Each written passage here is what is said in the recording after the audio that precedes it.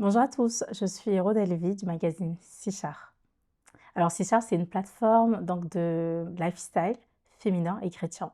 Le but, c'est de savoir vivre la chrétienté et la féminité, pardon, tout en étant chrétienne et de traiter des sujets qui touchent les femmes au quotidien. Aujourd'hui, je voulais vous parler d'un sujet très particulier. Donc c'est quelque chose qui m'est arrivé et je pense que ça touche pas mal de personnes, notamment les femmes, et c'est la dépression. On va voir ce que c'est la dépression, comment ça arrive et surtout la solution pour s'en sortir. Et on va aussi traiter une histoire biblique, donc une femme qui est passée par là et quelle a été, elle, sa solution.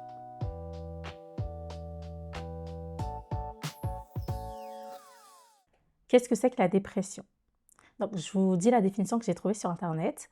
Le mot dépression est apparu donc dans la langue française au XIVe siècle et est un emprunt du latin depressio qui signifie abaissement, renfoncement. Et ce mot donc appartient à la famille du verbe primere, qui signifie presser, écraser, serrer. Le mot dépression a d'abord donc désigné un creux dans une surface ou aussi l'abaissement, l'affaissement d'une chose serrée contre une autre. Ça nous donne déjà le temps de ce qu'est la dépression. Ce n'est pas une chose qui est anodine et ce n'est pas très joyeux.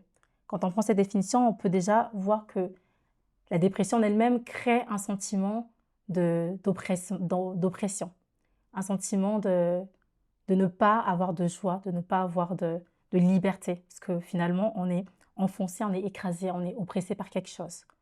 Et c'est au 19e siècle que les médecins, les psychologues vont caractériser en fait un état d'abattement moral par le mot dépression. Ça va finalement être le nom d'une maladie mentale, d'un état mental, une perte de goût, une perte de volonté, une perte d'envie de vivre. Je voulais vraiment comprendre l'origine de la dépression, les causes de la dépression. Je me suis dit, comment une personne qui était bien avant peut se retrouver dans un état d'abattement, de tristesse, de désespoir, et jusqu'à en perdre le goût, l'élan vital.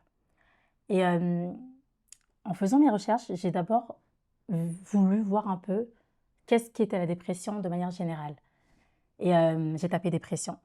Je suis tombée sur les dépressions par rapport à la météorologie.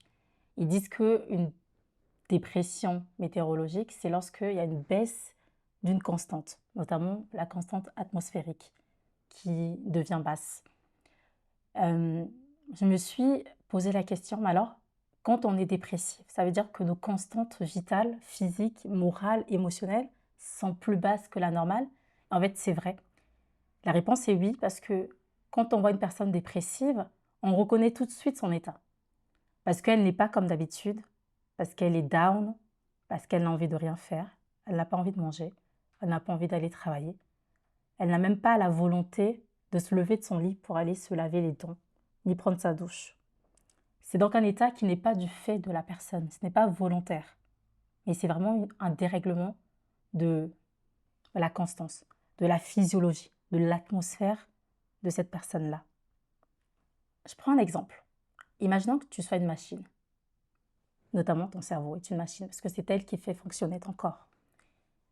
Tu es une machine, ton cerveau émet des neurotransmetteurs. Donc c'est ce qui permet de faire passer l'information d'une neurone à une autre. Donc lorsque ce cerveau-là est déréglé, cette machine ne fonctionne plus comme il faut, ne produit pas les neurotransmetteurs à la quantité qu'il faut, ton cerveau n'a pas la bonne information. Tout est déréglé. Et en fait, la dépression vient lorsque la sérotonine, la dopamine et d'autres neurotransmetteurs ne sont pas à la bonne quantité. Et donc, ton cerveau ne sait plus quelle information donner. L'information n'est pas bonne. Je me suis posé donc cette question, est-ce que la dépression est une déformation de la réalité?